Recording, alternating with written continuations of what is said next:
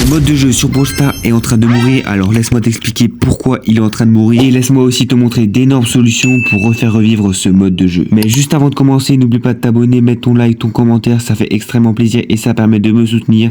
Et on perd pas plus de temps, c'est parti. Brawl Stars est un jeu mobile lancé officiellement le 12 décembre 2018 à l'international sur Android et iOS. Composé de plusieurs modes de jeu, il en existerait une quarantaine et aujourd'hui je vais t'en parler d'un seul, le survivant. Pour ceux qui ne savent pas, le survivant est un mode de jeu où le but est d'être le dernier survivant en vie. Mais ce mode qui a l'air très simple dit comme ça cache de lourds problèmes. Dans cette vidéo, je vais donc te dévoiler les 3 problèmes du moins important au plus important qui gâchent le survivant.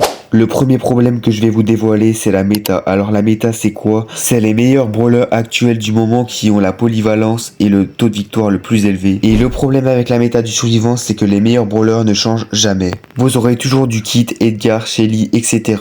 La catégorie des assassins domine largement. Et comme vous le savez, les humains n'aiment pas que ce soit répétitif et ça peut causer littéralement la mort du survivant. Si vous comparez ça au 3v3, ça a rien à voir. Le mode 3v3 se renouvelle tous les mois avec une nouvelle méta, de nouveaux brawlers, etc.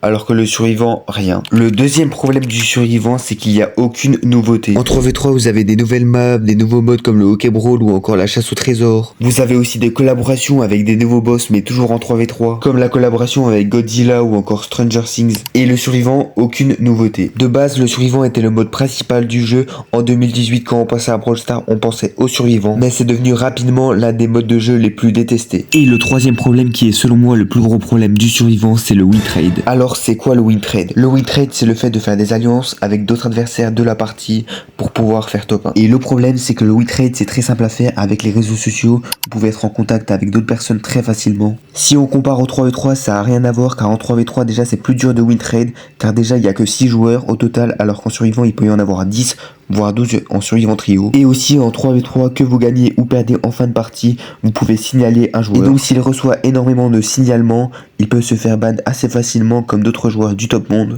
Et comme vous le savez, en survivant, on ne peut pas signaler un joueur, ce qui est vraiment dommage. Même si ces derniers mois, Brawl Stars ont agi pour éviter le win trade, avec un nouveau système de trophées intégré il y a pas longtemps. Brawl Stars ont intégré un vrai système de prestige, prestige 1, prestige 2 et prestige 3. Et même on peut aller au-delà. Et maintenant que je vous ai parlé des plus gros problèmes du survivant, je vais vous parler des solutions. Car oui, il en existe beaucoup. La première solution que je vais vous parler, ça sera par rapport à la méta. Pour moi, ce qui serait intéressant, ce serait de mettre un boost pour une certaine catégorie de brawlers pendant une saison. Comme ça éviterait par exemple d'avoir que des assassins en survivant, mais par exemple d'avoir plus de snipers, etc.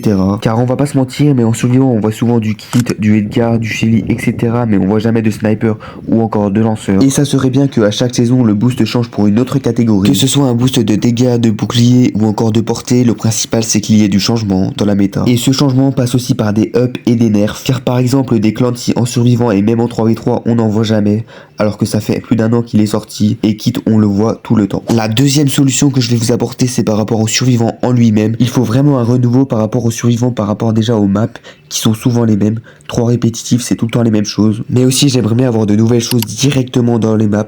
Par exemple, de nouveaux power cubes qui donnent des nouveaux effets ou encore des téléporteurs qui peuvent téléporter à l'autre bout de la map, etc. Comme ce qu'on peut faire directement dans la création de cartes. Et la troisième solution, c'est par rapport au win trade en lui-même. Il faut continuer à améliorer ce système de matchmaking, de prestige, pour éviter que les win trades puissent se rencontrer directement en game. Et aussi, j'ai une solution plus facile, c'est d'intégrer directement, comme en 3v3, un système de signalement en survivant solo. Et plus la personne est signalée, plus la personne a des chances de se faire ban. Et voilà, c'est la fin de la vidéo, j'espère qu'elle vous aura plu. N'hésite pas à t'abonner, mettre ton like, ton commentaire, ça me soutient et ça fait extrêmement plaisir. Et moi je vous dis à la prochaine, c'était Kaizo.